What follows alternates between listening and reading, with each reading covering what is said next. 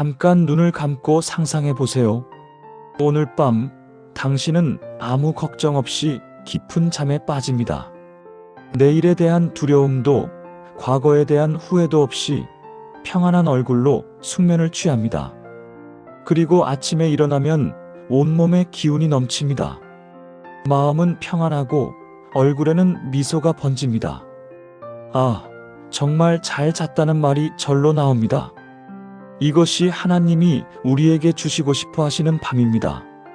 성경은 말씀하십니다. 수고하고 무거운 짐진 자들아, 다 내게로 오라. 내가 너희를 쉬게 하리라. 마태복음 11장 28절. 하지만 현실은 어떻습니까? 밤 11시 불을 끄고 누웠는데 잠이 오지 않습니다. 걱정이 파도처럼 밀려옵니다.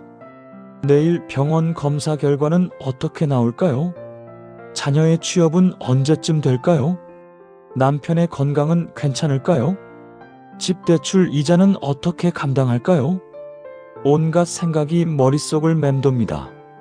옆에서는 남편이 코를 골지만 저는 천장만 바라보며 한숨을 쉽니다. 시계를 보니 새벽 1시 30분입니다. 또 못 자는구나. 이런 밤이 일주일에 몇 번씩 반복됩니다. 세상은 뭐라고 말합니까? 수면제를 먹으세요. 명상을 하세요. 따뜻한 우유를 마시세요. 침대에서 스마트폰 보지 마세요. 다 해봤지만 근본적인 해결책이 되지 않습니다. 왜냐하면 우리의 불면증은 단순히 몸의 문제가 아니기 때문입니다. 마음의 문제, 영혼의 문제입니다. 그런데 요한복음은 정반대로 말씀하십니다. 평안을 너희에게 끼치노니 곧 나의 평안을 너희에게 주노라.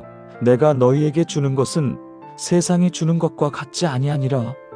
너희는 마음에 근심하지도 말고 두려워하지도 말라요. 요한복음 14장 27절. 세상이 주는 평안은 조건부입니다. 건강할 때, 돈이 있을 때, 자녀가 잘 될 때만 평안합니다.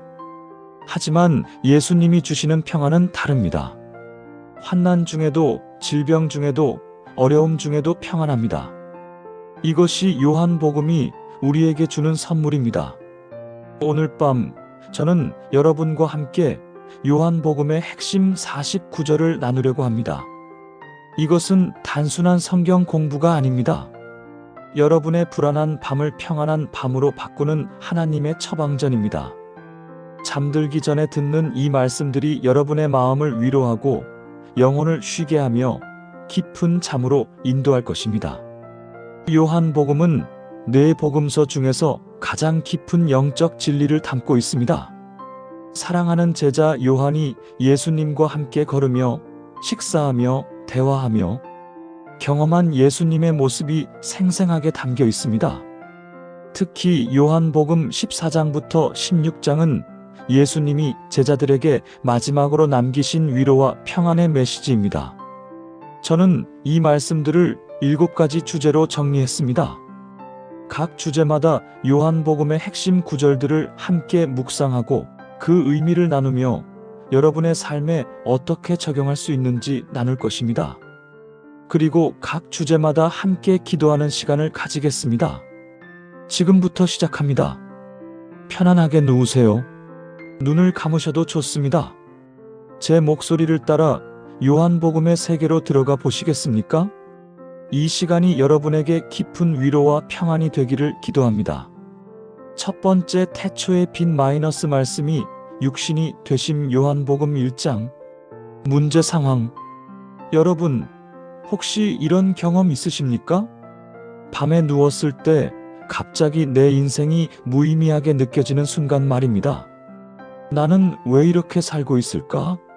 내 인생에 무슨 의미가 있을까? 나는 왜 태어났을까? 이런 근본적인 질문들이 밤의 어둠 속에서 우리를 괴롭힙니다. 특히 50대, 60대가 되면 더욱 그렇습니다. 자녀들은 독립했고 은퇴가 가까워지거나 이미 은퇴했습니다. 이제 내 인생은 끝난 건가? 앞으로 뭘 하며 살아야 하나? 존재의 의미에 대한 깊은 갈증이 생깁니다. 2023년 대한민국 노인 우울증 통계를 보면 60세 이상의 33.1%가 우울증을 경험한다고 합니다.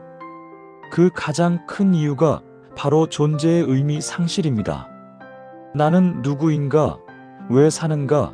이런 질문에 답을 찾지 못하면 우리 영혼은 깊은 어둠 속으로 빠져듭니다. 성경 구절. 하지만 요한복음은 첫 구절부터 이 질문에 대한 놀라운 답을 제시합니다. 태초에 말씀이 계시니라. 이 말씀이 하나님과 함께 계셨으니 이 말씀은 곧 하나님이시니라. 그가 태초에 하나님과 함께 계셨고 만물이 그로 말미암아 지은 바 되었으니 지은 것이 하나도 그가 없이는 된 것이 없느니라. 그 안에 생명이 있었으니 이 생명은 사람들의 빛이라. 빛이 어둠에 빛이 돼 어둠이 깨닫지 못하더라요. 한복음 1장 1절부터 5절. 그리고 이어서 이렇게 선포합니다. 말씀이 육신이 되어 우리 가운데 거하심에 우리가 그의 영광을 보니 아버지의 독생자의 영광이요 은혜와 진리가 충만하더라요. 한복음 1장 14절. 구절 해석과 배경. 이 구절은 요한복음의 시작이자 인류 역사상 가장 위대한 선언입니다. 태초에 말씀이 계시니라. 헬라어로 로고스라는 단어입니다. 이것은 단순한 언어가 아니라 하나님의 창조적 능력, 하나님의 본질, 하나님의 지혜를 의미합니다. 창세기 1장에서 하나님이 빛이 있으라 말씀하시자 빛이 생겼습니다. 하나님의 말씀은 창조의 능력이 있습니다. 그 말씀이 바로 예수님이십니다. 예수님은 태초부터 하나님과 함께 계셨고 만물을 창조하신 분이십니다. 말씀이 육신이 되어 우리 가운데 거하심에 이것은 인류 역사의 가장 놀라운 사건입니다. 영원하신 하나님이 우리와 같은 몸을 입고 이 땅에 오셨다는 것입니다. 헬라어 거하다는 원래 장막을 치다, 천막에 머물다는 의미입니다. 구약시대에 하나님이 성막에 임재하셨던 것처럼 예수님이 우리 가운데 임재하셨다는 뜻입니다. 이것이 왜 중요합니까? 우리의 존재 의미가 여기서 시작되기 때문입니다. 우리는 우연히 생긴 존재가 아닙니다. 창조주 하나님이 말씀으로 지으신 특별한 존재입니다. 그리고 그 하나님이 우리를 너무 사랑하셔서 직접 사람이 되어 우리에게 오셨습니다. 현실 적용 방법. 그렇다면 이 말씀을 우리 삶에 어떻게 적용할 수 있을까요? 첫째, 매일 아침 일어날 때 이 고백을 하세요. 나는 하나님의 말씀으로 지음받은 특별한 존재입니다. 나이가 들었다고, 은퇴했다고, 병이 있다고 해서 가치가 떨어지지 않습니다. 여러분은 창조주가 특별히 설계하신 작품입니다. 둘째, 잠들기 전에 이 구절을 묵상하세요. 말씀이 육신이 되어 우리 가운데 거하심에 예수님이 지금 이 순간에도 여러분과 함께 계십니다. 여러분의 침실에, 여러분의 고통 가운데, 여러분의 외로움 가운데 함께 계십니다. 혼자가 아닙니다. 셋째, 요한복음 1장을 매일 한 번씩 읽으세요. 특히 1절부터 18절까지는 예수님이 누구신지를 선포하는 찬양시입니다. 이것을 읽으면 우리의 정체성이 회복됩니다. 나는 누구인가, 왜 사는가에 대한 답을 찾게 됩니다. 구체적 사례. 저는 몇 년 전에 부산에 사시는 박영숙 권사님 68세를 만났습니다. 권사님은 남편을 5년 전에 여의시고 두 자녀는 서울에서 각자 가정을 꾸려 살고 있었습니다. 혼자 사시는 아파트에서 매일 밤 외로움과 무의미함에 시달렸습니다. 나는 왜 아직 살아있을까? 나는 이제 아무 쓸모가 없는 사람이야. 이런 생각이 밤마다 그분을 괴롭혔습니다.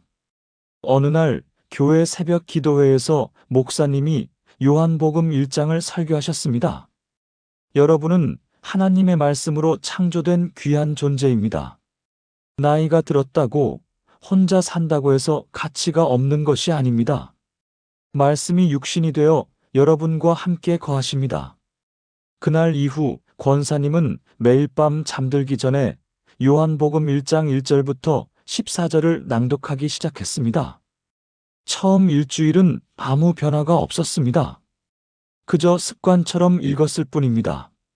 그런데 2주째 되던 어느 날 밤, 갑자기 눈물이 쏟아졌습니다. 말씀이 육신이 되어 우리 가운데 거하심에, 이 구절을 읽는데 갑자기 깨달았습니다. 예수님이 지금 내 옆에 계시구나. 나는 혼자가 아니구나. 그날부터 권사님의 밤이 달라지기 시작했습니다. 여전히 혼자 사시지만 더 이상 외롭지 않았습니다. 예수님이 함께 계신다는 확신이 생겼기 때문입니다. 한 달 후에는 불면증도 많이 좋아졌습니다. 3달 후에는 교회 청소 봉사를 자원하셨습니다. 나도 아직 쓸모가 있구나. 하나님이 나를 이곳에 두신 이유가 있구나. 존재의 의미를 회복하신 것입니다. 작년에 권사님을 다시 만났을 때 얼굴이 완전히 달라져 있었습니다. 눈빛이 살아있고 미소가 넘쳤습니다. 목사님, 요한복음 1장이 제 인생을 바꿨어요.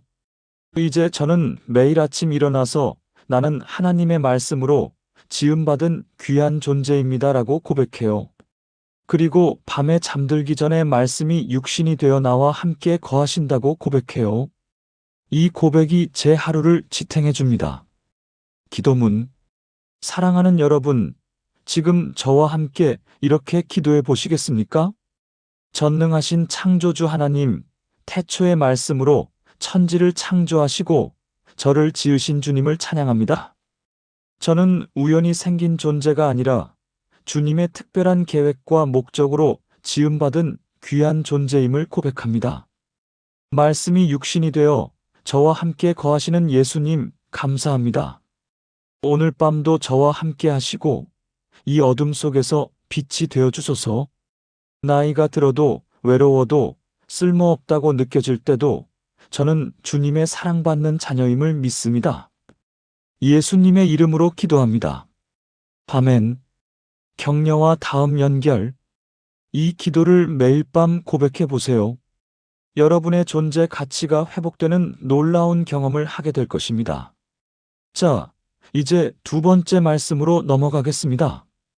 요한복음 3장은 우리에게 거듭남이라는 놀라운 비밀을 알려줍니다. 두 번째 거듭남의 비밀 영생의 시작, 요한복음 3장. 문제 상황. 여러분, 혹시 이런 생각 해보신 적 있으십니까?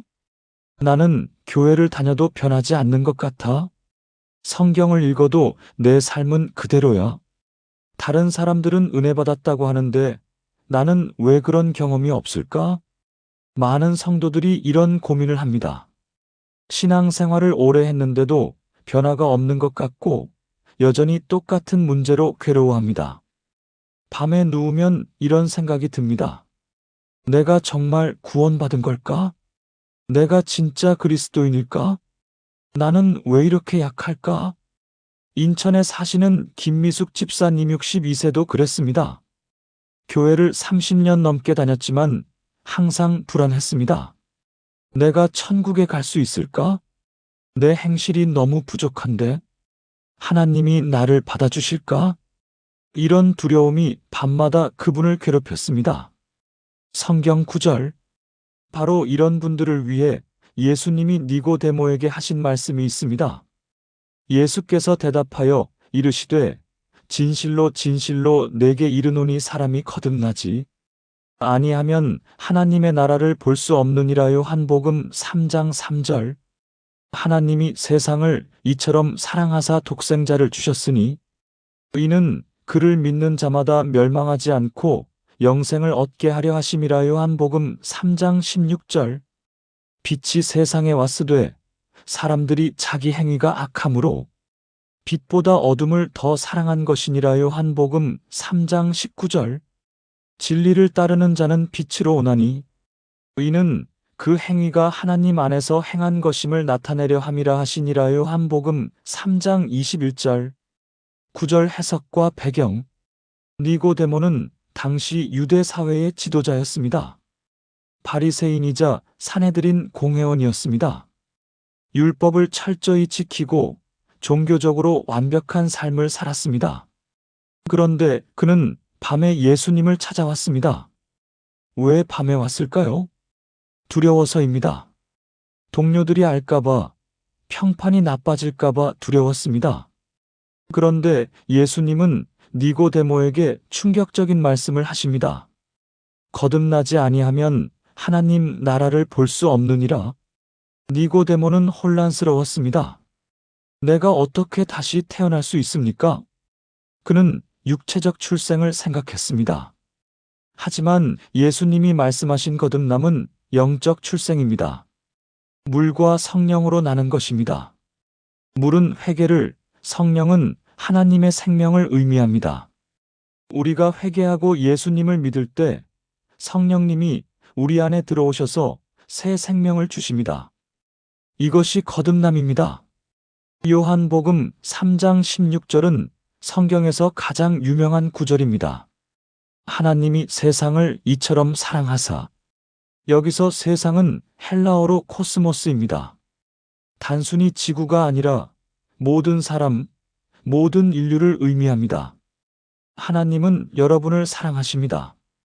여러분이 어떤 죄를 지었든, 어떤 실수를 했든, 하나님은 여러분을 사랑하십니다. 독생자를 주셨으니, 하나님은 독생자 유일한 아들을 주셨습니다. 가장 귀한 것, 가장 사랑하는 것을 주신 것입니다. 이것이 하나님 사랑의 증거입니다. 이는 그를 믿는 자마다 멸망하지 않고 영생을 얻게 하려 하심이라. 여기서 믿는다는 것은 단순히 지식적으로 아는 것이 아닙니다. 헬라어로 피스테우오인데 신뢰하다, 의지하다, 맡기다는 의미입니다. 예수님을 내 구주로 믿고 내 삶을 맡기는 것입니다. 그러면 영생을 얻습니다. 영생은 죽은 후의 삶만이 아니라 지금부터 시작되는 새로운 삶입니다. 현실 적용 방법. 그렇다면 우리는 어떻게 이 거듭남을 경험할 수 있을까요? 첫째, 예수님을 나의 구주로 고백하세요. 예수님, 당신이 내 죄를 위해 십자가에서 죽으시고 부활하신 하나님의 아들이심을 믿습니다. 이 고백이 거듭남의 시작입니다. 둘째, 내 삶을 예수님께 맡기세요. 예수님, 이제부터 내가 주인이 아니라 당신이 내 삶의 주인입니다. 이것이 진정한 믿음입니다. 내가 컨트롤하려고 하지 말고 주님께 맡기는 것입니다. 셋째, 요한복음 3장 16절을 매일 고백하세요. 특히 불안할 때, 두려울 때, 내가 구원받았을까? 의심될 때 이 구절을 고백하세요. 하나님이 세상을 이처럼 사랑하사 독생자를 주셨으니 이는 그를 믿는 자마다 멸망하지 않고 영생을 얻게 하려 하심이라. 이것은 하나님의 약속입니다. 변하지 않는 약속입니다. 구체적 사례. 인천의 김미숙 집사님 이야기를 계속하겠습니다. 30년 넘게 교회를 다녔지만 항상 불안했던 그분이 어느 날 목사님을 찾아갔습니다. 목사님, 저는 정말 구원받은 걸까요? 눈물을 흘리며 물었습니다. 목사님은 김 집사님과 함께 요한복음 3장을 펼쳤습니다. 집사님, 예수님을 믿으십니까? 네, 믿습니다. 예수님이 집사님의 죄를 위해 십자가에서 돌아가시고 부활하셨다는 것을 믿으십니까? 네, 믿습니다. 그러면 집사님은 이미 거듭나신 겁니다. 요한복음 3장 16절을 보세요. 그를 믿는 자마다 멸망하지 않고 영생을 얻게 하려 하심이라. 집사님은 예수님을 믿으니까 이미 영생을 얻으신 겁니다. 그날 밤 김 집사님은 잠들기 전에 요한복음 3장 16절을 반복해서 읽었습니다. 하나님이 세상을 이처럼 사랑하사. 읽다가 갑자기 깨달았습니다. 나를 사랑하사. 나에게 독생자를 주셨으니 내가 믿으니까 멸망하지 않고 영생을 얻었구나. 처음으로 확신이 생겼습니다. 내가 천국에 갈 수 있다. 하나님이 나를 받아주신다. 나는 이미 하나님의 자녀다. 그날 밤 김 집사님은 30년 만에 처음으로 평안한 마음으로 잠들었습니다. 다음 날 아침 일어났을 때 세상이 달라 보였습니다. 같은 아파트, 같은 가구, 같은 남편인데 모든 것이 달라 보였습니다. 내가 거듭났구나. 내가 새 피조물이 되었구나. 기쁨이 넘쳤습니다. 그 후로 김 집사님은 매일 밤 요한복음 3장 16절을 고백하고 잠듭니다. 불안이 찾아올 때마다 이 구절을 고백합니다. 하나님이 나를 이처럼 사랑하사 독생자를 주셨으니 내가 예수님을 믿으니 멸망하지 않고 영생을 얻었다. 이 고백이 그분의 밤을 지켜줍니다. 작년에 김 집사님을 만났을 때 완전히 다른 사람이 되어 있었습니다. 얼굴에 평안이 가득했습니다. 목사님, 저는 이제 확신합니다. 나는 하나님의 자녀이고 천국은 내 집입니다. 이 확신이 제 삶을 완전히 바꿨습니다. 이제는 밤에 두려워하지 않습니다. 오히려 잠들기 전에 하나님께 감사 기도를 드립니다. 기도문. 사랑하는 여러분, 함께 기도해 보시겠습니까? 사랑의 하나님, 세상을 이처럼 사랑하사 독생자를 주신 주님을 찬양합니다. 저는 고백합니다. 예수님이 나의 죄를 위해 십자가에서 돌아가시고 부활하신 하나님의 아들이심을 믿습니다. 저는 물과 성령으로 거듭났습니다. 저는 새로운 피조물입니다. 이제 저는 멸망하지 않고 영생을 얻었습니다. 불안과 두려움이 찾아올 때 이 진리로 저를 붙들어 주소서. 저는 하나님의 사랑받는 자녀임을 믿습니다. 예수님의 이름으로 기도합니다. 아멘. 격려와 다음 연결. 여러분도 오늘 밤부터 요한복음 3장 16절을 고백하며 주무세요. 여러분의 정체성이 확고해지고 깊은 평안을 경험하게 될 것입니다. 이제 세 번째 말씀으로 넘어가겠습니다. 요한복음 6장은 예수님이 생명의 빵이심을 선포하십니다. 세 번째 생명의 빵 영혼의 양식. 요한복음 6장. 문제 상황. 여러분, 혹시 이런 경험 있으십니까? 아침에 일어났을 때 온몸에 기운이 하나도 없는 느낌 말입니다. 밥을 먹어도 힘이 나지 않습니다. 영양제를 먹어도 피곤합니다. 병원에 가도 별 이상이 없다고 합니다.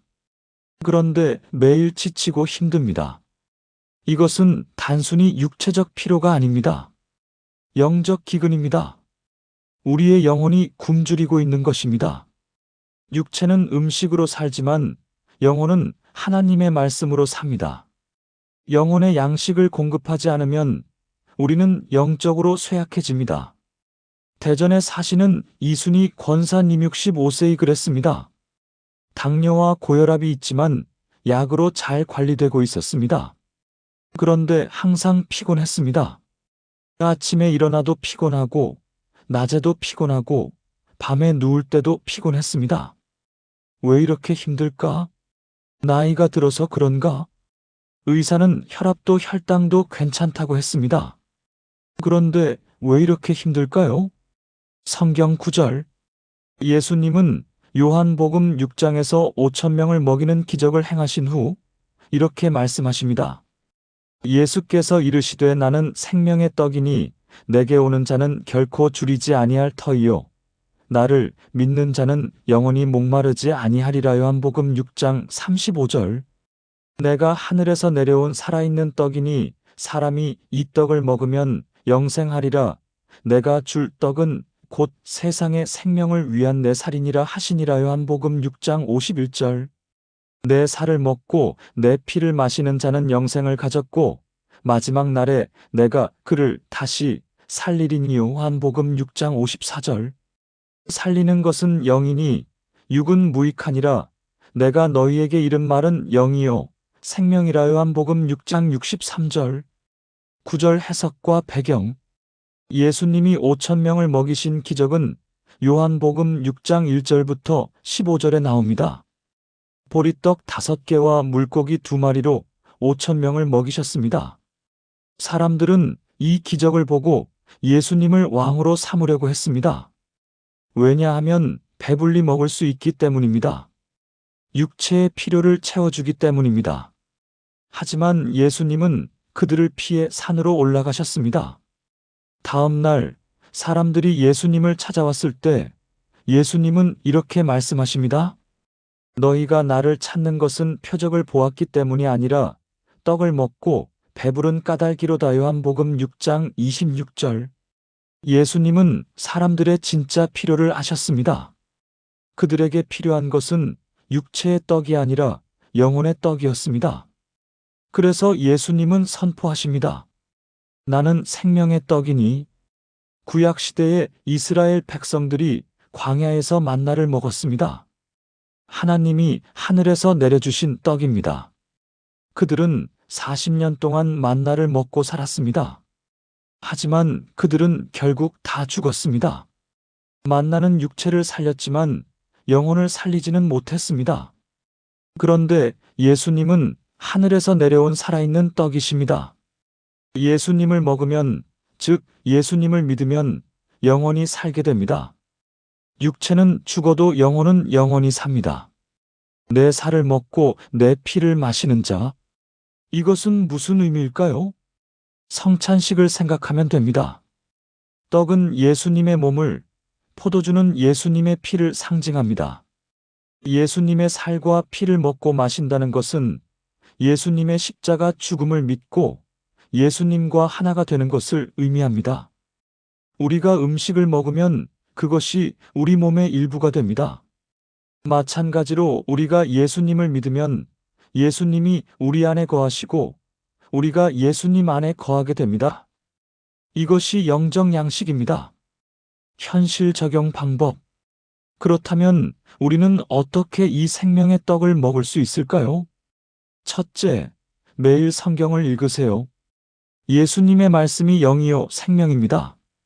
성경을 읽는 것은 영혼의 양식을 공급하는 것입니다. 아무리 바빠도 하루에 10분, 15분은 성경 읽는 시간을 가지세요. 둘째, 예수님을 묵상하세요. 단순히 성경 본문을 읽는 것을 넘어서 예수님이 누구신지, 나를 위해 무엇을 하셨는지 묵상하세요. 십자가를 묵상하고 부활을 묵상하세요. 이것이 예수님의 살과 피를 먹고 마시는 것입니다. 셋째, 기도 중에 예수님과 교제하세요. 기도는 단순히 우리의 필요를 아뢰는 것이 아니라 예수님과의 대화입니다. 예수님께 말씀드리고 예수님의 음성을 들으세요. 이것이 영적 양식을 먹는 시간입니다. 구체적 사례. 대전의 이순희 권사님 이야기를 계속하겠습니다. 항상 피곤했던 권사님이 어느 날 새벽 기도회에서 요한복음 6장 설교를 들었습니다. 목사님이 이렇게 말씀하셨습니다. 여러분이 피곤한 것은 육체 때문이 아니라 영혼이 굶주려서입니다. 매일 예수님이라는 생명의 떡을 드셔야 합니다. 그날부터 권사님은 결단했습니다. 매일 아침 30분씩 성경을 읽고 묵상하기로 했습니다. 처음 일주일은 힘들었습니다. 일어나기도 힘들고 성경을 읽어도 무슨 말인지 잘 모르겠고 졸음이 쏟아졌습니다. 이게 무슨 소용이 있나? 포기하고 싶었습니다. 그런데 2주째 되던 날 변화가 시작되었습니다. 요한복음 6장 35절을 읽는데 갑자기 눈물이 났습니다. 나는 생명의 떡이니 내게 오는 자는 결코 줄이지 아니할 터이요. 내게 오는 자는 결코 줄이지 아니할 터이요. 이 구절이 마음에 들어왔습니다. 그래, 내가 배고팠던 거야. 육체가 아니라 영혼이 배고팠던 거야. 예수님, 제 영혼의 양식이 되어주세요. 기도가 터져나왔습니다. 그날부터 권사님은 달라지기 시작했습니다. 여전히 육체적으로는 당뇨와 고혈압이 있었지만 마음에 기쁨이 생겼습니다. 아침에 일어나면 오늘도 생명의 떡을 먹을 수 있구나 기대가 되었습니다. 성경 읽는 시간이 하루 중 가장 행복한 시간이 되었습니다. 한 달 후에는 피곤함이 많이 줄어들었습니다. 육체적 컨디션은 크게 변하지 않았는데 마음에 힘이 생긴 것입니다. 예수님이 나를 먹이시는구나. 예수님이 나를 채우시는구나. 확신이 생겼습니다. 석 달 후에는 교회에서 새벽 기도회 인도를 맡게 되었습니다. 저는 몸이 약해서 못합니다라고 거절하려고 했는데 갑자기 요한복음 6장 35절이 생각났습니다. 나는 생명의 떡이니 내게 오는 자는 결코 줄이지 아니할 터이요. 그래, 예수님이 나를 먹이실 거야. 믿음이 생겼습니다. 그 후로 권사님은 매일 새벽 5시에 교회에 나가 기도회를 인도하고 있습니다. 65세의 당뇨와 고혈압이 있는 권사님이 말입니다. 사람들이 물어봅니다. 권사님, 어떻게 그렇게 힘이 넘칩니까? 권사님은 대답합니다. 예수님이 나를 먹이십니다. 매일 아침 예수님이라는 생명의 떡을 먹습니다. 그래서 힘이 넘칩니다. 작년에 권사님을 만났을 때 얼굴이 빛나고 있었습니다. 목사님, 요한복음 6장이 제 인생을 바꿨어요. 이제 저는 매일 아침 예수님을 먹습니다. 말씀을 읽고 예수님을 묵상하고 기도하면서 예수님과 교제합니다. 이것이 제 영혼의 아침 식사입니다. 이 아침 식사가 저를 하루 종일 먹여 살립니다. 기도문. 사랑하는 여러분, 함께 기도해 보시겠습니까? 생명의 떡이신 예수님, 감사합니다. 저의 영혼이 굶주려 있었음을 이제야 깨닫습니다. 육체의 양식만 찾고 영혼의 양식은 소홀히 했습니다. 이제 매일 예수님을 먹고 마시기 원합니다. 말씀을 읽고 예수님을 묵상하며 예수님과 교제하기 원합니다. 내게 오는 자는 결코 줄이지 않는다는 약속을 믿습니다. 오늘 밤도 예수님으로 배부르게 하소서. 예수님의 이름으로 기도합니다. 아멘. 격려와 다음 연결. 이 기도를 매일 밤 드리고 내일 아침에는 생명의 떡을 먹는 시간을 가져보세요. 여러분의 영혼에 힘이 넘치는 경험을 하게 될 것입니다. 이제 네 번째 말씀으로 넘어가겠습니다. 요한복음 8장은 진리가 우리를 자유케 한다고 말씀하십니다. 네 번째 진리와 자유 마이너스 속박에서의 해방 요한복음 8장. 문제 상황. 여러분, 혹시 이런 느낌 받으신 적 있으십니까? 나는 자유롭지 못해. 뭔가에 묶여 있는 것 같아. 벗어나고 싶은데 벗어날 수 없어. 많은 사람들이 보이지 않는 사슬에 묶여 있습니다. 어떤 사람은 과거의 상처에 묶여 있습니다. 10년 전, 20년 전의 일인데 아직도 그 아픔에서 벗어나지 못합니다. 어떤 사람은 죄책감에 묶여 있습니다. 내가 저지른 실수, 내가 한 잘못, 용서받았다고 하는데도 마음이 자유롭지 못합니다. 어떤 사람은 두려움에 묶여 있습니다. 나는 안 될 거야. 또 실패할 거야. 나는 능력이 없어. 이런 부정적 생각이 우리를 묶습니다. 서울에 사시는 정희숙 집사님 58세이 그랬습니다. 25년 전 사업 실패로 큰 빚을 지게 되었습니다. 다행히 10년 전에 빚을 다 갚았습니다. 그런데 아직도 그때의 기억이 악몽처럼 따라다닙니다. 밤에 잠들려고 하면 그때의 채권자들 전화벨 소리가 들리는 것 같습니다. 또 빚을 지면 어쩌지? 또 그런 일이 생기면 어쩌지? 과거의 상처가 현재를 지배합니다. 성경 구절. 예수님은 요한복음 8장에서 놀라운 선언을 하십니다. 예수께서 이르시되 너희가 내 말에 거하면 참으로 내 제자가 되고 진리를 알지니 진리가 너희를 자유롭게 하리라. 요한복음 8장 31절에서 32절. 예수께서 대답하시되 진실로 진실로 너희에게 이르노니 죄를 범하는 자마다 죄의 종이라. 종은 영원히 집에 거하지 못하되 아들은 영원히 거하나니 그러므로 아들이 너희를 자유롭게 하면 너희가 참으로 자유로우리라. 요한복음 8장 34절에서 36절. 나는 세상의 빛이니 나를 따르는 자는 어둠에 다니지 아니하고 생명의 빛을 얻으리라. 요한복음 8장 12절. 9절 해석과 배경. 요한복음 8장은 간음한 여인의 이야기로 시작합니다.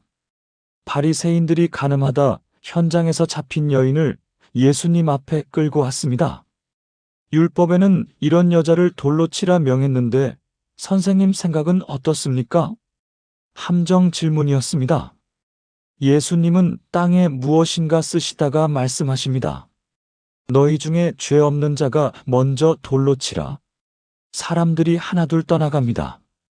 결국 예수님과 여인만 남았습니다. 여자여, 너를 고발하던 그들이 어디 있느냐? 너를 정죄한 자가 없느냐? 주여, 없나이다.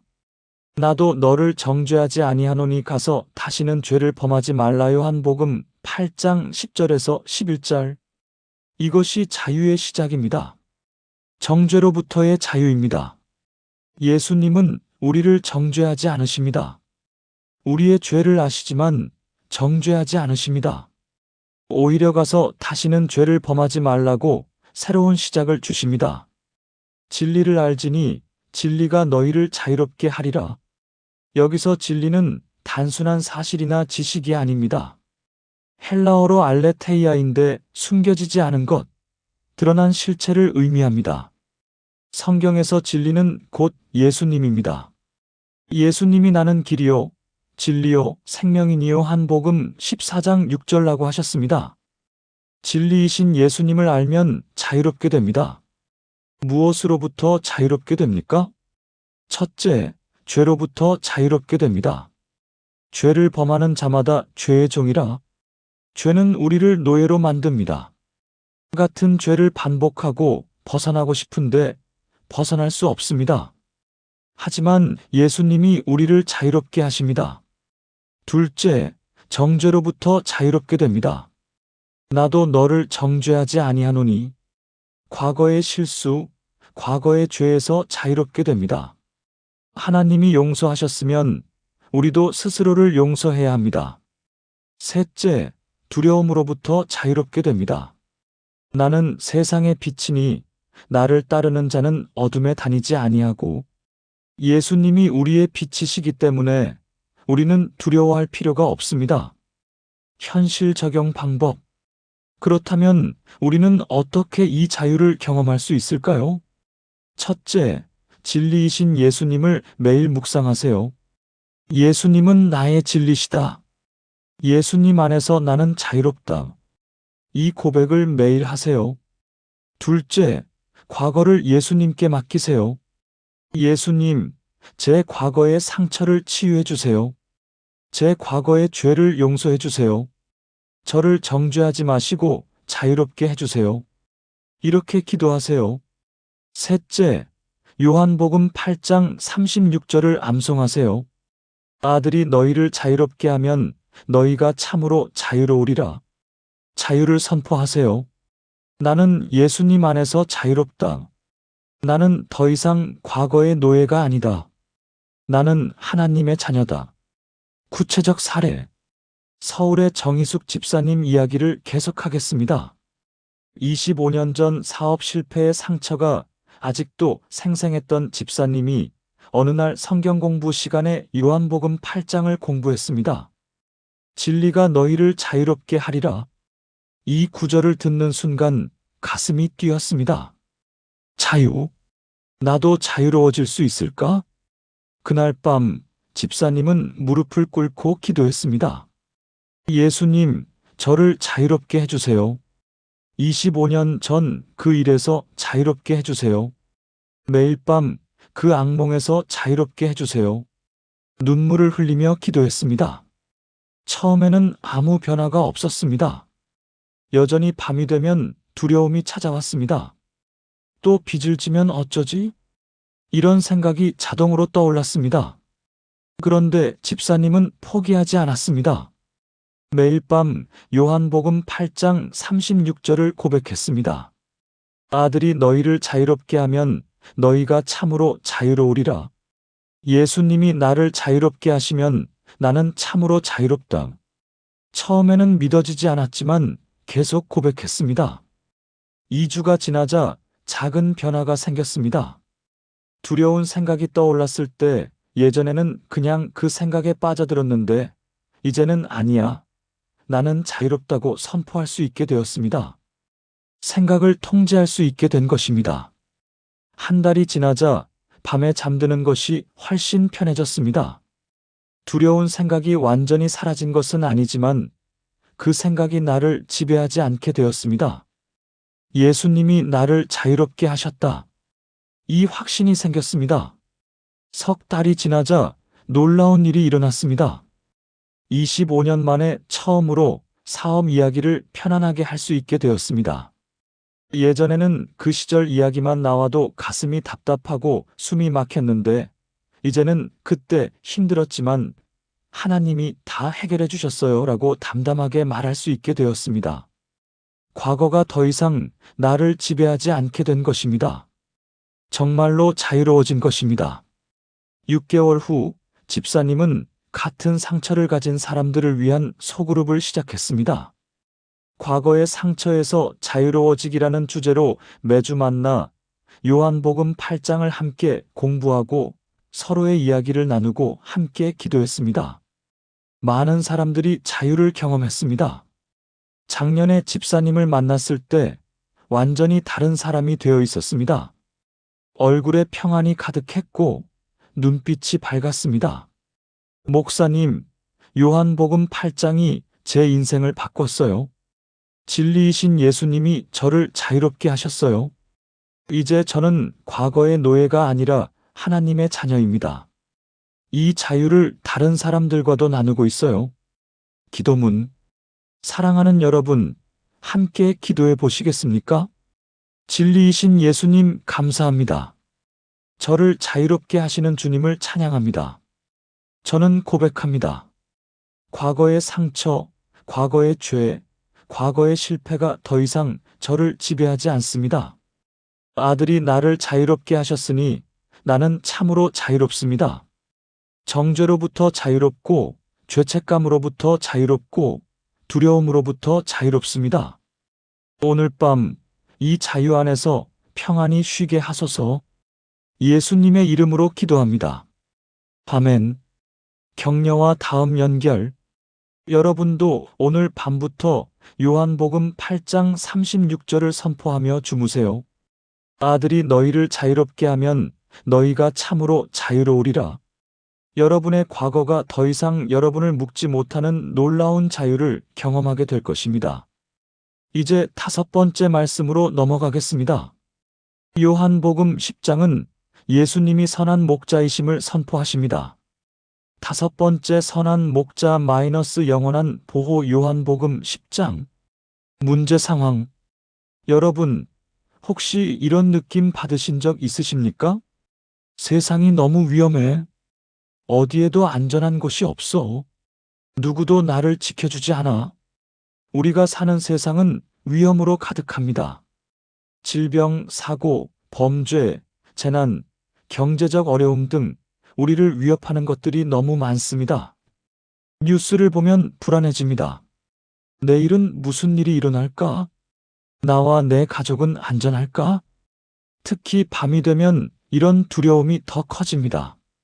어둠 속에서 온갖 걱정이 밀려옵니다. 만약 도둑이 들어오면? 만약 불이 나면? 만약 갑자기 아프면? 불안과 두려움이 우리를 괴롭힙니다. 광주에 사시는 최명자 권사님 64세도 그랬습니다. 혼자 사시는데 밤이 되면 모든 소리가 두려웠습니다. 바람 소리, 빗소리, 계단 소리 모두 무섭게 들렸습니다. 현관문을 3번씩 확인하고 창문을 2번씩 확인했습니다. 그래도 불안했습니다. 누가 나를 지켜주지? 외로움과 두려움이 밤마다 찾아왔습니다. 성경 구절. 예수님은 요한복음 10장에서 자신이 선한 목자임을 선포하십니다. 나는 선한 목자라. 선한 목자는 양들을 위하여 목숨을 버리거니와. 요한복음 10장 11절. 나는 선한 목자라. 나는 내 양을 알고 양도 나를 아는 것이 아버지께서 나를 아시고 내가 아버지를 아는 것 같으니 나는 양을 위하여 목숨을 버리노라. 요한복음 10장 14절에서 15절. 내가 그들에게 영생을 주노니 영원히 멸망하지 아니할 것이요 또 그들을 내 손에서 빼앗을 자가 없느니라. 그들을 주신 내 아버지는 만물보다 크심에 아무도 아버지 손에서 빼앗을 수 없느니라. 요한복음 10장 28절에서 29절. 9절 해석과 배경. 예수님 시대의 목자는 매우 중요한 직업이었습니다. 목자는 양을 인도하고 먹이고 보호하는 사람입니다. 밤에는 양우리 문 앞에 누워서 양들을 지켰습니다. 일이나 도둑이 오면 자기 목숨을 걸고 양을 지켰습니다. 반면에 사꾼은 다릅니다. 사꾼은 돈을 받고 일하는 사람입니다. 위험이 오면 도망갑니다. 양이 자기 것이 아니기 때문입니다. 예수님은 나는 선한 목자라고 하십니다. 선한 목자는 양들을 위하여 목숨을 버립니다. 예수님은 실제로 우리를 위해 십자가에서 목숨을 버리셨습니다. 이것이 예수님의 사랑의 증거입니다. 나는 내 양을 알고 양도 나를 안다. 예수님은 우리 한 사람 한 사람을 아십니다. 우리의 이름을, 우리의 상황을, 우리의 고통을, 우리의 필요를 아십니다. 마치 목자가 양 한 마리 한 마리를 다 알듯이 예수님은 우리를 아십니다. 그들을 내 손에서 빼앗을 자가 없느니라. 이것은 우리의 안전에 대한 보장입니다. 우리는 예수님의 손 안에 있습니다. 그리고 예수님의 손은 전능하신 아버지 하나님의 손 안에 있습니다. 이중 보호입니다. 아무도 우리를 그 손에서 빼앗을 수 없습니다. 마귀가 우리를 공격할 수 있습니다. 세상이 우리를 위협할 수 있습니다. 하지만 아무도 우리를 예수님의 손에서 빼앗을 수 없습니다. 왜냐하면 예수님이 우리를 끝까지 지키시기 때문입니다. 현실 적용 방법. 그렇다면 우리는 어떻게 이 보호를 경험할 수 있을까요? 첫째, 잠들기 전에 이 고백을 하세요. 나는 선한 목자이신 예수님의 양입니다. 예수님이 나를 지키십니다. 아무도 나를 예수님의 손에서 빼앗을 수 없습니다. 이 고백이 여러분의 밤을 지킬 것입니다. 둘째, 두려움이 찾아올 때 요한복음 10장 28절을 암송하세요. 내가 그들에게 영생을 주노니 영원히 멸망하지 아니할 것이요 또 그들을 내 손에서 빼앗을 자가 없느니라. 이 약속을 붙잡으세요. 두려움이 사라질 것입니다. 셋째, 예수님을 선한 목자로 묵상하세요.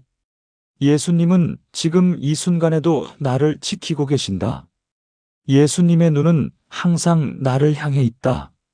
예수님의 손은 항상 나를 보호하고 있다. 이렇게 묵상하면 평안이 찾아옵니다. 구체적 사례. 광주의 최명자 권사님 이야기를 계속하겠습니다. 혼자 사시면서 밤마다 두려워하던 권사님이 어느 날 목요 예배에서 요한복음 10장 설교를 들었습니다. 목사님이 이렇게 말씀하셨습니다. 여러분은 혼자가 아닙니다. 선한 목자이신 예수님이 항상 여러분과 함께 계십니다. 예수님은 여러분을 위해 목숨을 버리신 분입니다. 그분이 여러분을 끝까지 지키실 것입니다. 그날 밤 권사님은 평소처럼 현관문을 확인하고 침대에 누웠습니다. 그런데 갑자기 바람 소리가 크게 들렸습니다. 순간 두려움이 밀려왔습니다. 누가 밖에 있나? 하지만 이번에는 달랐습니다. 권사님은 큰 소리로 고백했습니다. 나는 선한 목자이신 예수님의 양입니다. 예수님이 나를 지키십니다. 아무도 나를 예수님의 손에서 빼앗을 수 없습니다. 신기하게도 마음이 평안해졌습니다. 바람 소리는 여전했지만 더 이상 두렵지 않았습니다. 예수님이 나를 지키고 계시구나. 확신이 생겼습니다. 그날 밤부터 권사님은 매일 밤 잠들기 전에 요한복음 10장 28절을 낭독하기 시작했습니다. 내가 그들에게 영생을 주노니 영원히 멸망하지 아니할 것이요 또 그들을 내 손에서 빼앗을 자가 없느니라.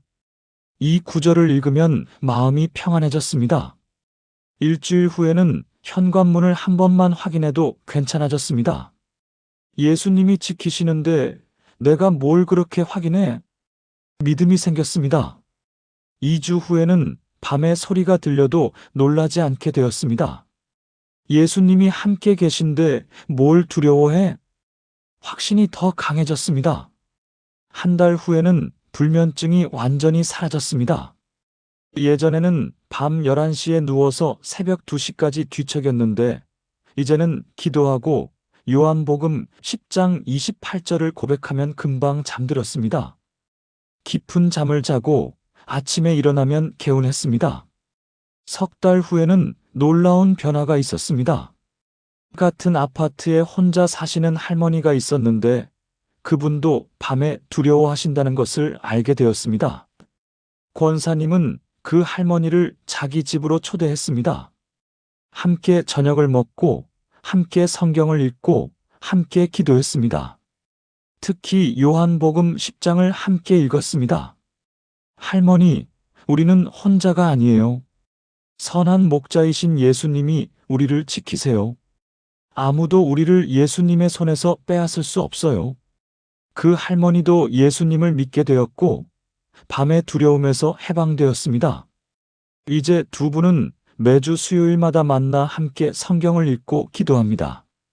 혼자가 아니라 함께 선한 목자의 보호 아래 평안히 살고 있습니다. 작년에 권사님을 만났을 때 얼굴이 밝고 평안했습니다.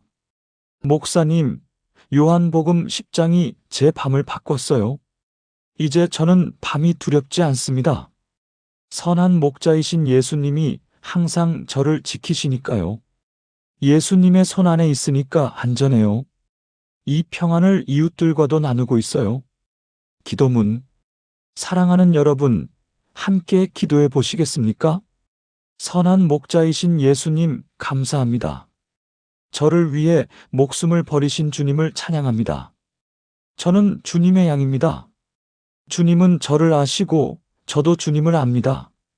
주님이 저에게 영생을 주셨으니 저는 영원히 멸망하지 않을 것이고 아무도 저를 주님의 손에서 빼앗을 수 없습니다. 오늘 밤도 저를 지켜주소서. 주님의 보호 아래 평안히 쉬게 하소서. 두려움과 불안을 몰아내시고 주님의 평안으로 채워주소서.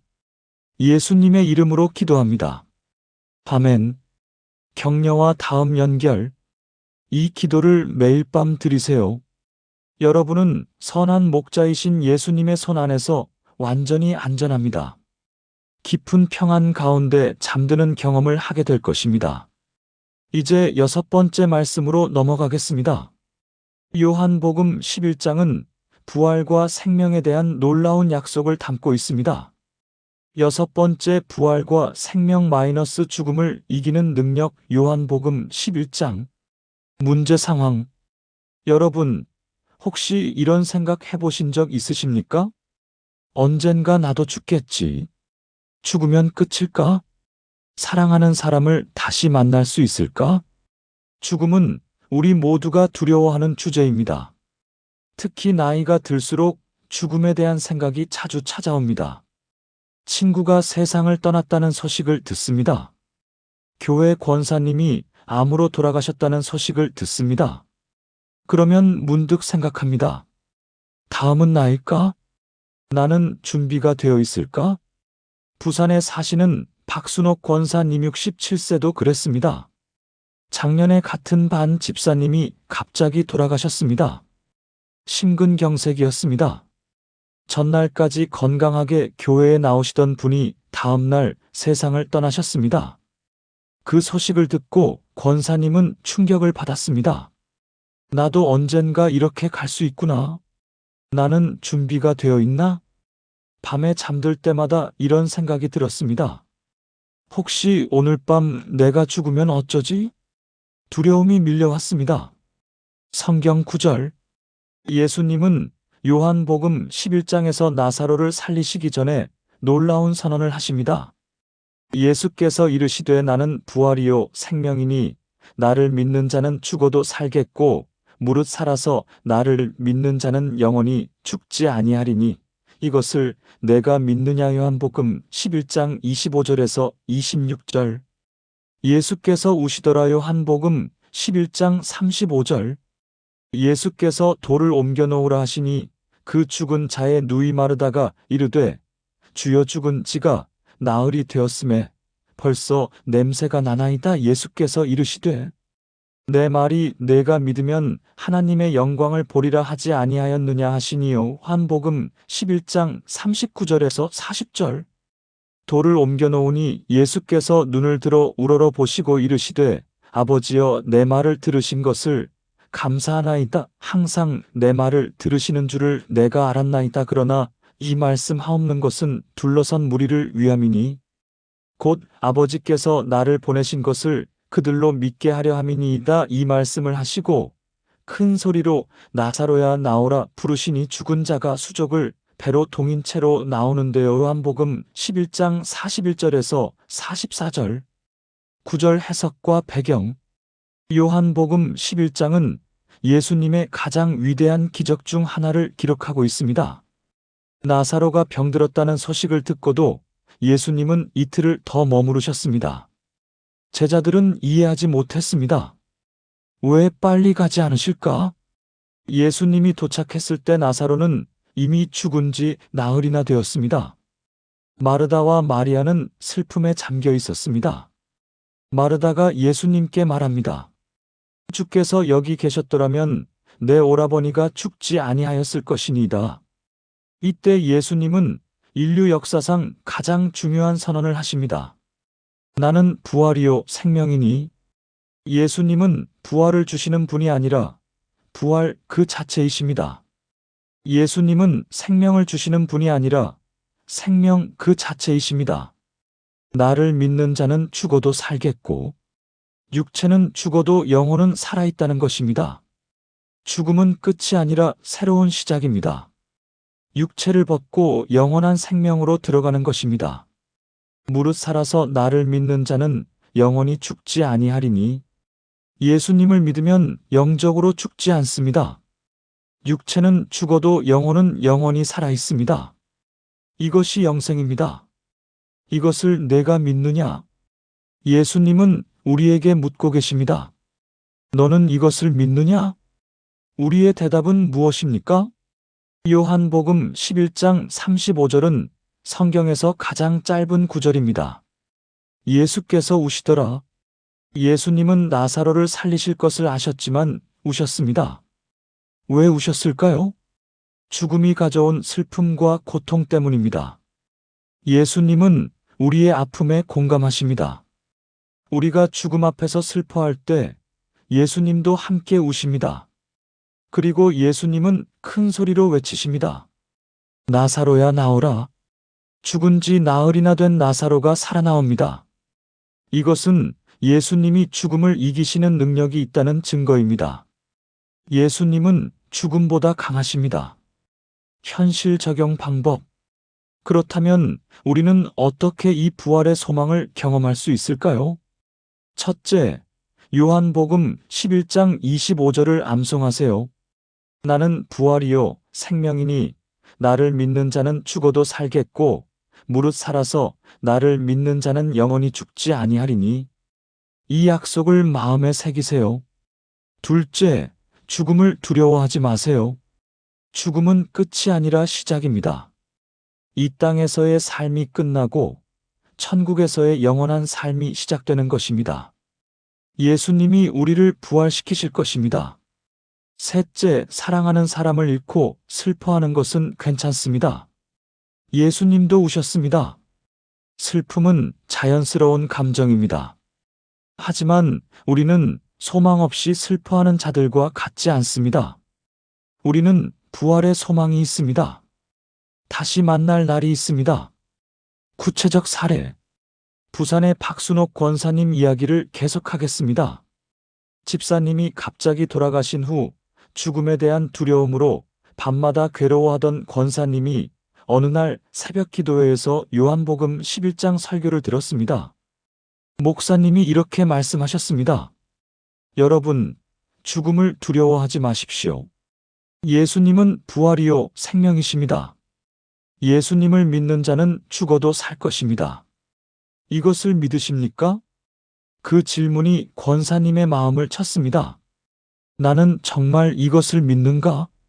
나는 정말 부활을 믿는가? 스스로에게 물었습니다.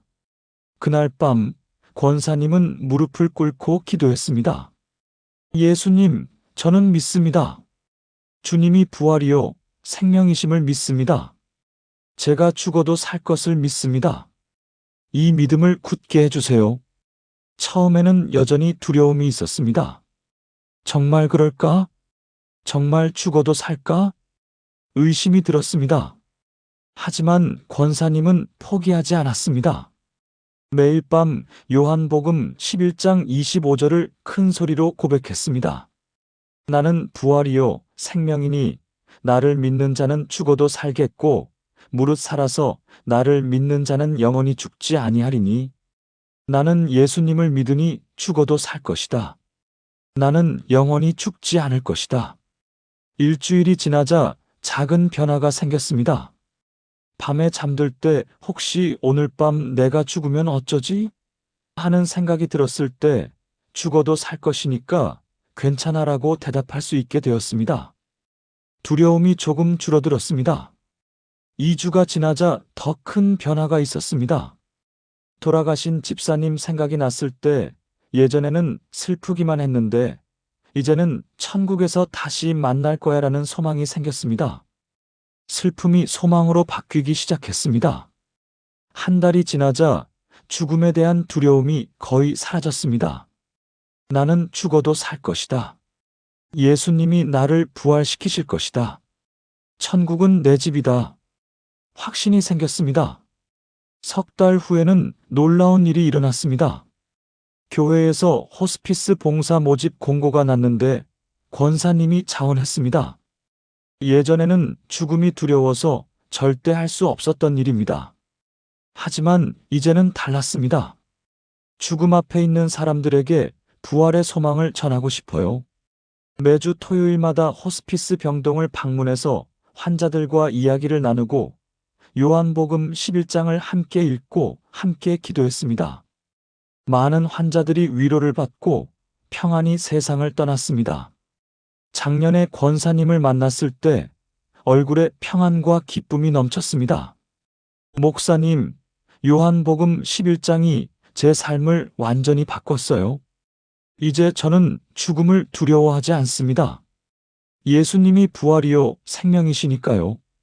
저를 믿는 자는 죽어도 살 것이니까요. 이 소망이 제 매일을 살게 합니다. 그리고 이 소망을 다른 사람들과 나누는 것이 제 기쁨입니다. 기도문. 사랑하는 여러분, 함께 기도해 보시겠습니까? 부활이요 생명이신 예수님 감사합니다. 저를 위해 십자가에서 죽으시고 부활하신 주님을 찬양합니다. 저는 고백합니다. 주님은 부활이요 생명이십니다. 저는 주님을 믿으니 죽어도 살 것이고 영원히 죽지 않을 것입니다. 죽음은 끝이 아니라 시작입니다.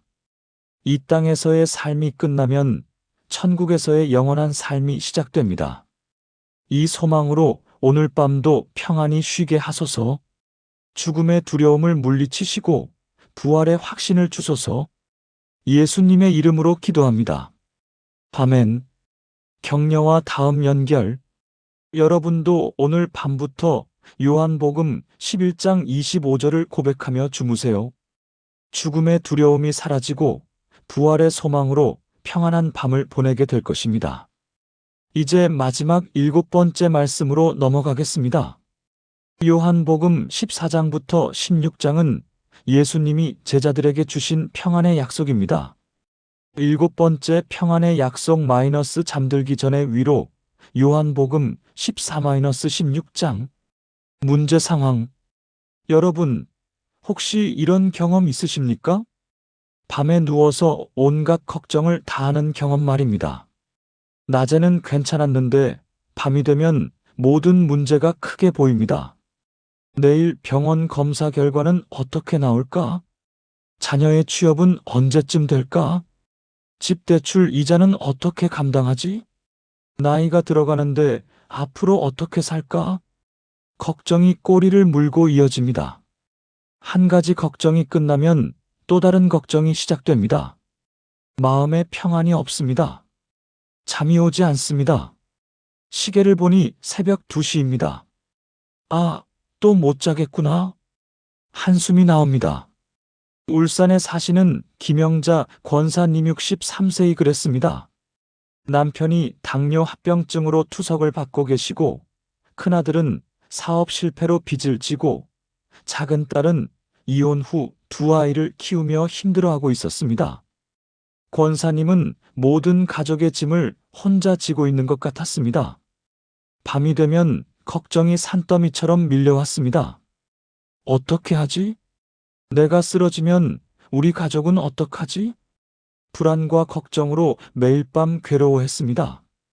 성경 구절. 예수님은 십자가에 달리시기 전날 밤 제자들에게 마지막 말씀을 남기십니다. 요한복음 14장부터 16장까지는 예수님의 고별 설교라고 불립니다. 제자들은 불안했습니다. 예수님이 떠나신다고 하시니 두려웠습니다.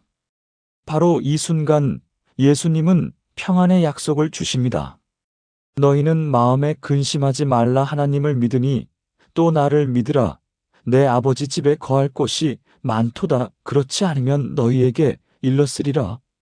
내가 너희를 위하여 거처를 예비하러 가노니 가서 너희를 위하여 거처를 예비하면 내가 다시 와서 너희를 내게로 영접하여 나 있는 곳에 너희도 있게 하리라. 요한복음 14장 1절에서 3절. 예수께서 이르시되 내가 곧 길이요 진리요 생명이니 나로 말미암지 않고는 아버지께로 올 자가 없느니라. 요한복음 14장 6절. 내가 너희에게 이르는 말은 스스로 하는 것이 아니라 아버지께서 내 안에 계셔 그의 일을 하시는 것이라. 내가 아버지 안에 거하고 아버지는 내 안에 계심을 믿으라. 그렇지 못하겠거든 행하는 그 일로 말미암아 나를 믿으라. 요한복음 14장 10절에서 11절. 평안을 너희에게 끼치노니 곧 나의 평안을 너희에게 주노라. 내가 너희에게 주는 것은 세상이 주는 것과 같지 아니하니라. 너희는 마음에 근심하지도 말고 두려워하지도 말라. 요한복음 14장 27절. 세상에서는 너희가 환난을 당하나 담대하라. 내가 세상을 이기었노라 하시니라. 요한복음 16장 33절. 구절 해석과 배경. 예수님은 십자가를 앞두고 계셨습니다. 몇 시간 후면 체포되고 재판받고 십자가에 달리실 것입니다. 제자들은 이것을 알지 못했지만 예수님의 말씀에서 뭔가 심상치 않은 분위기를 느꼈습니다. 불안했습니다. 바로 이때 예수님은 말씀하십니다. 너희는 마음에 근심하지 말라. 헬라어로 타라소라는 단어인데 흔들리다, 동요하다, 혼란스럽다는 의미입니다. 너희 마음을 흔들리지 말라. 혼란스러워하지 말라. 하나님을 믿으니 또 나를 믿으라. 믿음이 근심을 이기는 방법입니다. 하나님을 믿고 예수님을 믿으면 근심이 사라집니다. 내 아버지 집에 거할 곳이 많도다. 천국에는 자리가 많다는 것입니다. 여러분의 자리도 이미 예비되어 있습니다. 예수님이 직접 준비하고 계십니다. 평안을 너희에게 끼치노니. 여기서 평안은 헬라어로 에이레네인데 히브리어 샬롬에 해당합니다. 단순히 전쟁이 없는 상태가 아니라 완전한 복지, 완전한 안녕, 영혼의 평안을 의미합니다. 내가 너희에게 주는 것은 세상이 주는 것과 같지 아니하니라. 세상이 주는 평안은 조건부입니다. 돈이 있을 때, 건강할 때, 문제가 없을 때만 평안합니다. 하지만 예수님이 주시는 평안은 다릅니다. 환난 중에도, 고난 중에도, 어려움 중에도 평안합니다. 왜냐하면 이 평안은 상황에 달려있지 않고 예수님과의 관계에 달려있기 때문입니다. 세상에서는 너희가 환난을 당하나 담대하라. 내가 세상을 이기었노라. 예수님은 우리에게 환난이 없을 것이라고 약속하지 않으셨습니다. 오히려 환난을 당할 것이라고 말씀하셨습니다. 하지만 담대하라고 하십니다. 왜냐하면 예수님이 이미 세상을 이기셨기 때문입니다. 예수님이 십자가에서 죽으시고 부활하심으로 죄와 사망과 마귀를 이기셨습니다. 그러므로 우리도 예수님 안에서 이기는 자들입니다. 현실 적용 방법. 그렇다면 우리는 어떻게 이 평안을 경험할 수 있을까요? 첫째, 잠들기 전에 요한복음 14장 27절을 고백하세요. 평안을 너희에게 끼치노니 곧 나의 평안을 너희에게 주노라. 내가 너희에게 주는 것은 세상이 주는 것과 같지 아니하니라. 너희는 마음에 근심하지도 말고 두려워하지도 말라. 이 약속을 붙잡으세요. 둘째, 걱정이 밀려올 때 마음에 근심하지 말라는 예수님의 말씀을 기억하세요. 걱정을 예수님께 맡기세요. 예수님, 이 문제를 주님께 맡깁니다. 제가 감당할 수 없으니 주님이 해결해 주세요. 이렇게 기도하세요. 셋째, 요한복음 16장 33절을 암송하세요. 세상에서는 너희가 환난을 당하나 담대하라. 내가 세상을 이기었노라. 환난이 와도 담대하세요. 예수님이 이미 이기셨으니까요. 구체적 사례. 울산의 김영자 권사님 이야기를 계속하겠습니다. 가족의 모든 짐을 혼자 지고 있는 것 같아 밤마다 걱정으로 괴로워하던 권사님이 어느 날 목요 심야기도회에서 요한복음 14장 설교를 들었습니다. 목사님이 이렇게 말씀하셨습니다. 여러분, 예수님이 말씀하십니다. 너희는 마음에 근심하지 말라. 여러분의 모든 걱정을 예수님께 맡기십시오. 예수님이 평안을 주실 것입니다. 그날 밤 권사님은 집에 돌아와서 무릎을 꿇고 기도했습니다. 예수님, 저는 더 이상 감당할 수 없습니다. 남편의 병, 아들의 빚, 딸의 어려움, 모든 것이 너무 무겁습니다. 이 모든 짐을 주님께 맡깁니다. 주님의 평안을 제게 주세요. 눈물을 흘리며 기도했습니다. 처음에는 아무 변화가 없었습니다. 여전히 밤이 되면 걱정이 밀려왔습니다. 남편은 어떻게 하지? 아들은 어떻게 하지? 똑같은 걱정이 반복되었습니다. 하지만 권사님은 포기하지 않았습니다. 걱정이 밀려올 때마다 큰 소리로 고백했습니다. 평안을 너희에게 끼치노니 곧 나의 평안을 너희에게 주노라. 마음에 근심하지도 말고 두려워하지도 말라. 주님, 이 걱정을 주님께 맡깁니다. 일주일이 지나자 작은 변화가 생겼습니다. 걱정이 떠올랐을 때 예전에는 그 걱정에 빠져서 1시간씩 뒤척였는데 이제는 주님께 맡긴다고 선포하고 기도하면 마음이 조금 편해졌습니다. 걱정을 통제할 수 있게 된 것입니다. 2주가 지나자 더 큰 변화가 있었습니다. 남편의 투석 스케줄 때문에 걱정하던 어느 날 밤, 갑자기 평안이 찾아왔습니다.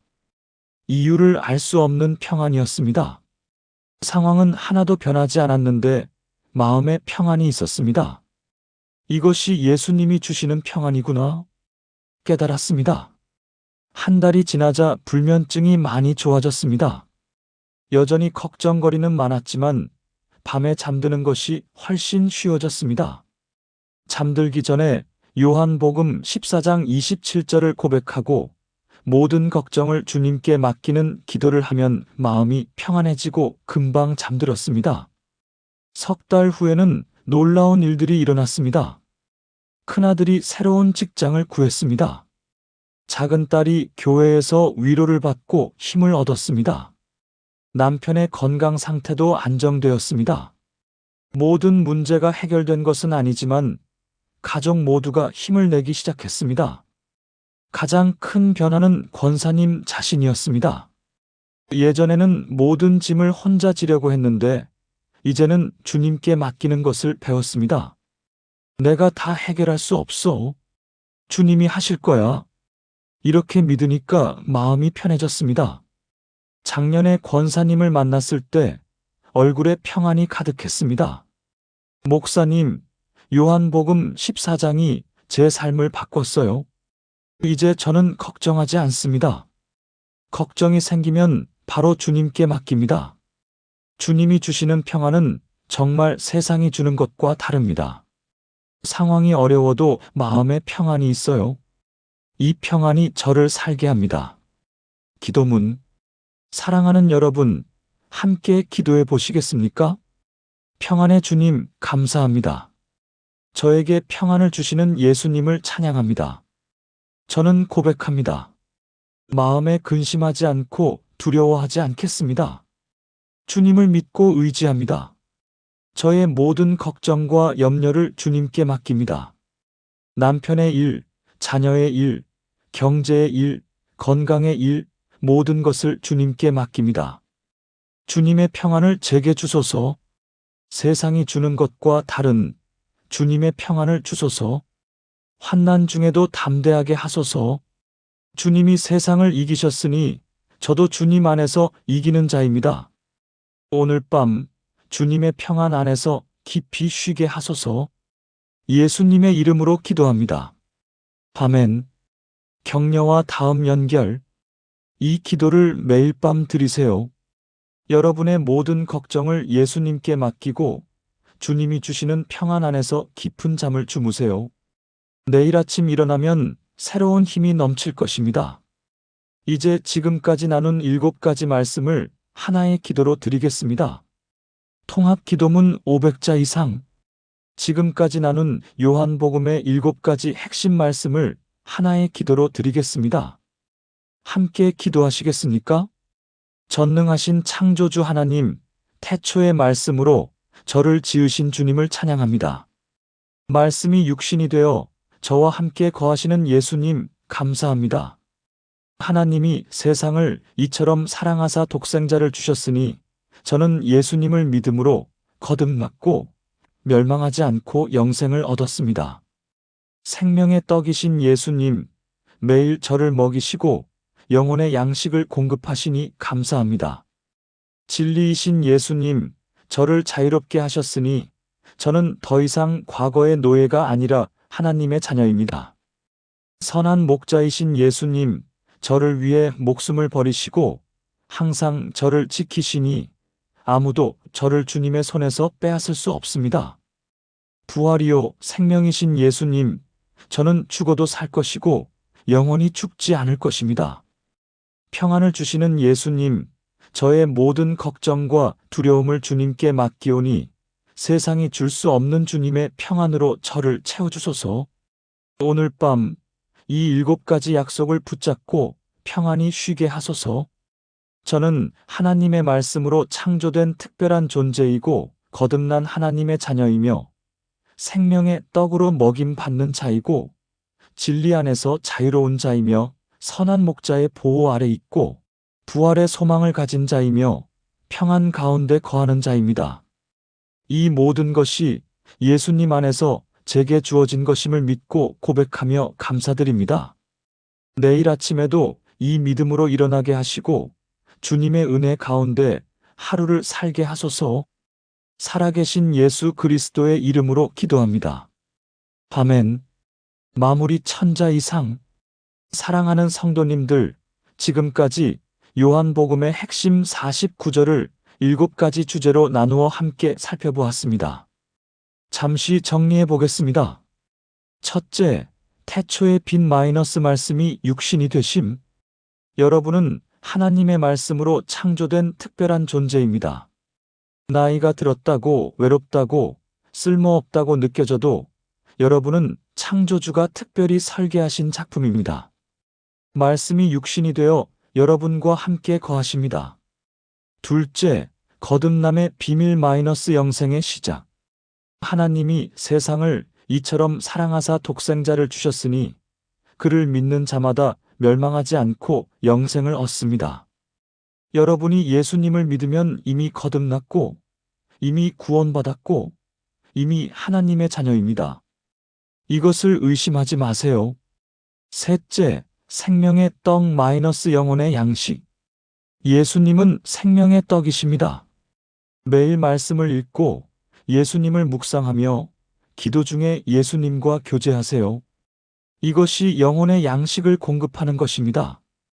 그러면 여러분의 영혼에 힘이 넘칠 것입니다. 넷째, 진리와 자유 속박에서의 해방. 진리이신 예수님이 여러분을 자유롭게 하셨습니다. 과거의 상처, 과거의 죄, 과거의 실패가 더 이상 여러분을 지배하지 못합니다. 여러분은 자유롭습니다. 이 자유를 선포하고 누리세요. 다섯째, 선한 목자 영원한 보호. 예수님은 선한 목자이십니다. 여러분을 위해 목숨을 버리셨고 지금도 여러분을 지키고 계십니다. 아무도 여러분을 예수님의 손에서 빼앗을 수 없습니다. 안전합니다. 두려워하지 마세요. 여섯째, 부활과 생명 죽음을 이기는 능력. 예수님은 부활이요 생명이십니다. 예수님을 믿는 자는 죽어도 살 것이고 영원히 죽지 않을 것입니다. 죽음은 끝이 아니라 시작입니다. 부활의 소망을 가지고 담대하게 사세요. 일곱째, 평안의 약속 잠들기 전의 위로. 예수님이 평안을 주십니다. 세상이 주는 것과 다른 환난 중에도 변하지 않는 평안입니다. 여러분의 모든 걱정을 예수님께 맡기세요. 마음에 근심하지도 말고 두려워하지도 마세요. 이 7가지 진리가 여러분의 밤을 지킬 것입니다. 오늘 밤부터 이 말씀들을 붙잡고 주무세요. 잠들기 전에 이 구절들을 하나씩 고백하세요. 그러면 깊은 평안 가운데 잠들게 될 것입니다. 혹시 이 영상이 도움이 되셨다면 좋아요 버튼을 눌러주세요. 그리고 댓글로 여러분의 간증을 나눠주세요. 요한복음 몇 장 몇 절이 저에게 가장 큰 위로가 되었습니다 라고 써주시면 다른 분들에게도 큰 격려가 될 것입니다.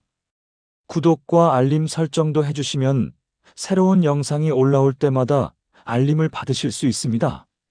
사랑하는 성도님들, 오늘 밤 요한복음의 말씀이 여러분의 베개가 되고 여러분의 이불이 되기를 기도합니다. 예수님의 평안이 여러분과 함께 하기를 기도합니다. 하나님의 사랑이 여러분을 감싸기를 기도합니다. 성령님의 위로가 여러분의 마음을 채우기를 기도합니다. 내일 아침 여러분이 주님의 은혜 가운데 상쾌하게 일어나기를 기도합니다. 새로운 힘과 기쁨으로 하루를 시작하기를 기도합니다. 요한복음의 말씀이 여러분의 삶을 인도하고 여러분의 발걸음을 지키기를 기도합니다. 주님의 이름으로 축복합니다. 편안한 밤 되세요. 깊은 잠 주무세요. 사랑합니다. 주 안에서 평안하세요. 안녕히 주무십시오.